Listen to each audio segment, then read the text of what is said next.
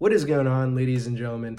It is Kevin with Optimized Essentials, where I share with you the essentials to optimizing your life. And in today's video, we're going to be discussing the dangers of semen retention, or more specifically, the question, is doing semen retention dangerous, right? Is it dangerous to do semen retention? Nofap for a certain period of time, etc., etc., etc. Now, the reason I'm making this video is because it's going to be a follow-up to my previous video on how long should you do semen retention, or when should you stop doing semen retention or nofap.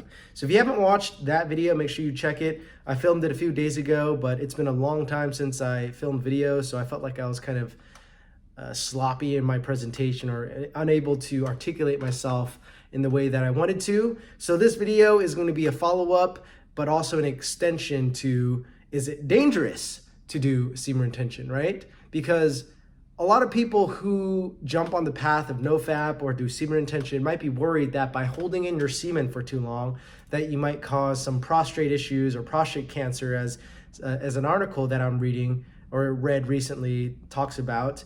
And I wanted to kind of address these concerns because they're legit concerns, but they can also be a way to weasel yourself out of practicing nofap, semen retention, brahmacharya, right?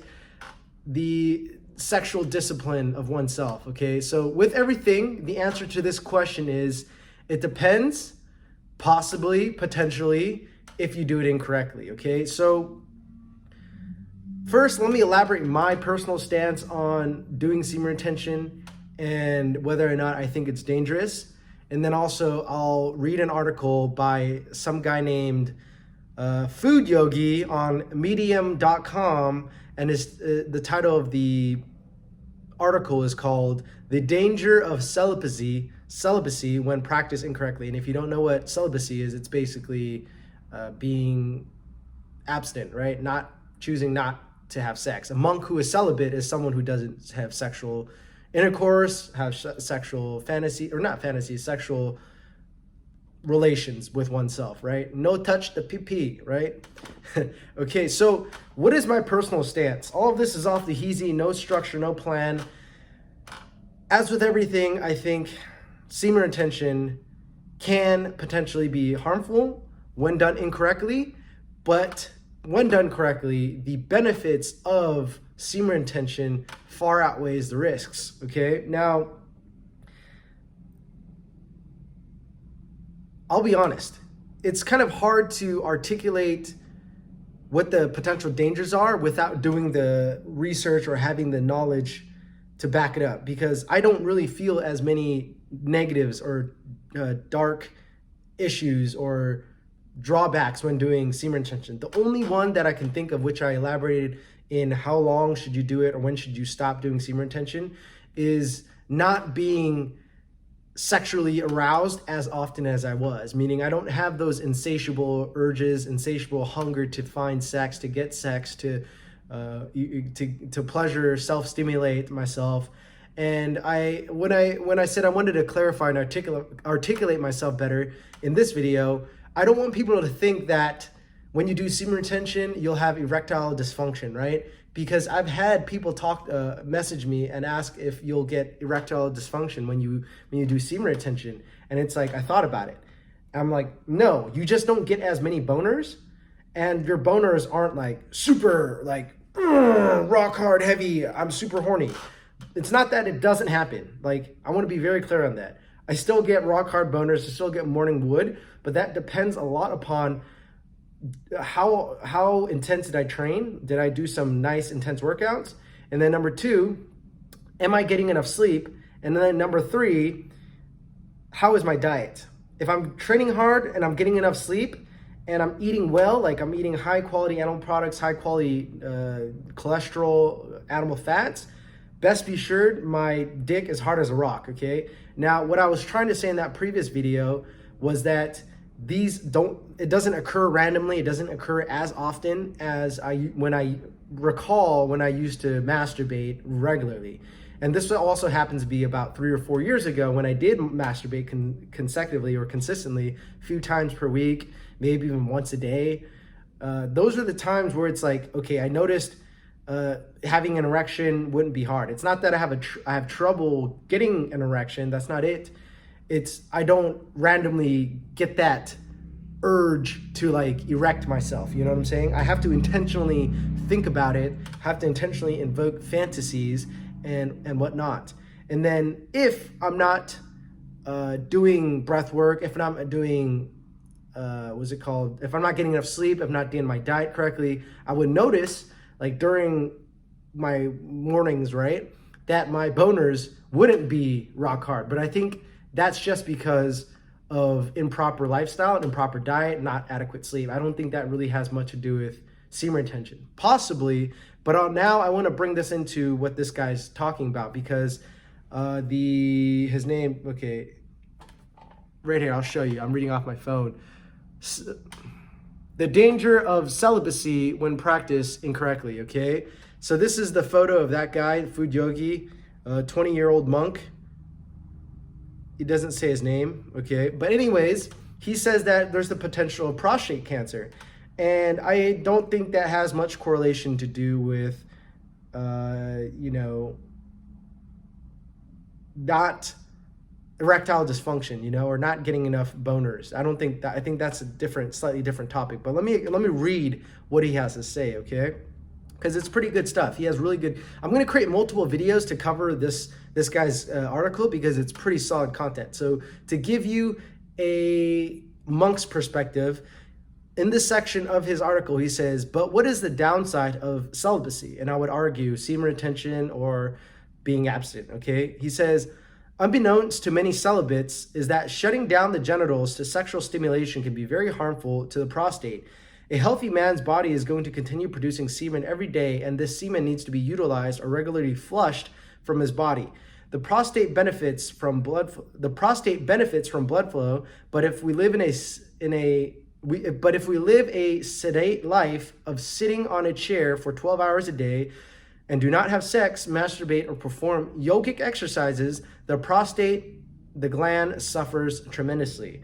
The hard truth is that the prostate gland requires some form of regular muscular contraction or stimulation to keep the blood flowing, though to keep it clean. Otherwise, it collects toxins and becomes susceptible to cancers. So when it gets clean from intercourse, masturbation, massage, or yogic exercise, the health-promoting aspect is the same. You cannot ignore your prostate, just as the same you cannot ignore some form of cardiovascular exercise for the heart health. If one artificially abstains from sex, which is really important what he says here, let me read this again. If one artificially abstains from sex while cultivating sexual thoughts, the sexual energy builds up so much that it is imperative that it be released. And if it is not, it can cause a toxic backup in the prostate and urethra. So I'm going to chop it off there. I'm going to elaborate what he just said, and then I'm going to finish off his quote. So this is really important. This is where I think the dangers or kind of drawbacks of doing semen retention is.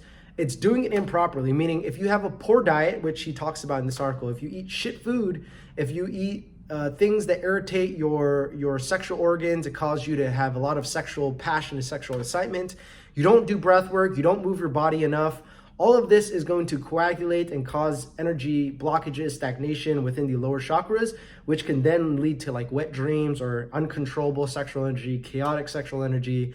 And this is why I mentioned before, like, I don't think it has a difference to do with, not getting as many boners or not getting as rock hard as you do when you're sexually active. Because if you're successfully transmitting your sexual energy, right? If you're successfully transmitting your sexual energy, what ends up happening is that energy doesn't get stuck there. So it's not going to be as super invigorated. Your penis isn't going to be like, unless you deliberately focus on it. Meaning if there's a beautiful girl in my vicinity and I'm like super set on, I'm going to have sex with this woman and everything is invigorated, when I'm having sex with her, I have no doubt in my mind that I will be able to perform.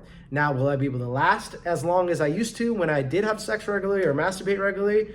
Probably not. Debatable, right? So this is what I'm talking about. The reason why that I considered that a potential downside is because if you do semen retention or nofap or something for a long time where you haven't masturbated and you haven't really ejaculated, your balls and your dick is going to take a while to be trained back to where it was before, where you constantly masturbated, which is why I mentioned in the previous video, when I stopped my semen retention streak, I noticed my load wasn't as big. I'm like, why is that the case? It's because that energy, that seminal sperm, right? It's been trained. I would even argue the neural pathways or the ejaculatory pathways of the nervous system, or the sexual energy flow of the body. It's not as conditioned to go outwards, right? So it'll take some time to build back up, and it did take like a month or two of I did watch porn when I stopped. I ain't gonna lie. And then of masturbating, where it brought back up, and then I realized after a month of like jacking off again, I'm like, why the hell am I doing this? This is a waste of energy, waste of time. I'd much rather get back on semen retention. And here I am now, 10 months later. Okay, so with that being said, he says, if one artificially abstains from sex while cultivating sexual thoughts, the sexual energy builds up so much that it is imperative that it needs to be released. If it is not, it can cause a toxic backup in the prostate and urethra. And then now he talks about Hare Krishnas and celibacy. Now he talks about how these people have developed prostate cancer, and he further elaborates on why that's the case. Okay, so he says, I've seen so many Hare Krishna men contract prostate cancer. Just today, I have heard of a dear friend who is around my age who now has prostate cancer. I was asked if diet had something to play in this, and my initial response was, of course, diet always plays a part. And I would say that too many Hare Krishnas consume too much low quality commercial dairy, which has been proven to be a leading cause of prostate and other cancers. Prostate cancer is one of the most common malignancies worldwide, with an estimated 400,000 new cases diagnosed annually. Its incidence and mortality has been associated with milk or dairy product consumption in international and inter-regional correlation studies. However, as I thought about this more and more, the fact that many of my celibate Hare Krishna friends, including Swamis, have suffered from prostate cancer, it had led me to believe that the real issue here is that devotees are not taking care of their body, of their prostate actually. Most of them live very sedate lives, meaning they sit a lot, not doing any serious exercise, and spending hours sitting down, meditating, lecturing, or writing. Many of them shun exercise or hatha yoga, feeling that it is something mundane. In reality, everything becomes perfected when used in God's service. Keeping our body, the temple, in the best shape possible is perfectly in line with the principle of yukta varag. I don't know how to pronounce this. Yukta varagya. That's what I'm going to say. Or the art of using everything in the service of God. Now he talks about how to practice celibacy the right way, but I'm not going to go into that. We're only covering the dangers of semen retention. Is it dangerous to do semen retention? So long story short, there's a lot more to read. I'm going to make multiple videos to elaborate on the beautiful points that he wrote. Essentially, if you read the full article, he talks about how if you practice semen retention or celibacy and you're not eating a proper diet, there's certain types of foods that will trigger your sexual energy more or less. There are certain types of low vibrational foods that will cause your sexual energy to stagnate, to be chaotic, to be uncontrollable. And a lot of this, coincidentally, I talk about in my sexual manifestation program, shameless plug, right? Personally, I'm not a vegan. I've done vegan diet for like a good amount of time, and I feel like it makes me more feminine and makes me more soft, and I don't like being that way, right? As someone who's very intuitive and I would say feminine in nature, I don't want to be more feminine, right? I want to be in my masculine frame as much as I can, and I need to eat meat, high quality cholesterol, high quality animal products, but as well I need to eat a good amount of vegan, vegetarian diets as well to balance it out so that I get the best of both worlds. If I eat too much meat, I'm gonna get sluggish, slow, my skin is gonna be all nasty. If I eat too much vegetables and vegan, vegetarian, my body's gonna be super light. I'm gonna be very soft, I'm gonna be a softie. I'm not gonna be able to have that same level of aggression. And there's a time and place for everything. But basically, not moving your body, even the swamis, the people who practice, meditation and stuff, those people who aren't fully utilizing all aspects of the body were likely to contract prostate cancer or some sort of energy stagnation that causes cancerous cells. Now, as I'm saying this, I got an intuitive download from Source, or whatever you want to call it. These celibate monks, or these types of people who practice celibacy and semen retention, not only did they eat or drink conventional dairy or some sort of foods that maybe weren't the best, but I have a suspicion that they have dark, repressed sexual thoughts that they don't know how to properly transmute or express in a way that causes it to be trapped in the genitals, into the sexual organs, in the root chakra, the sacral chakra, and it causes it to manifest itself as cancer, okay? Now, as someone who practices breathwork regularly, I try to do at least 20 to 30 minutes every morning. I exercise vigorously, and I move my body a good amount. During my workouts I do, so, and then also do Kundalini yoga. So my energy, my meridians, my systems is flowing pretty well. Now, I also have to be frank about this part, because for this past 2 years, as I mentioned, I've been working at my family business and an office job, and I haven't been moving as much as I can. And I know that without proper movement and proper circulation of your blood, it can cause stagnation, which is why I do my best when I'm not working to move my body as much as possible.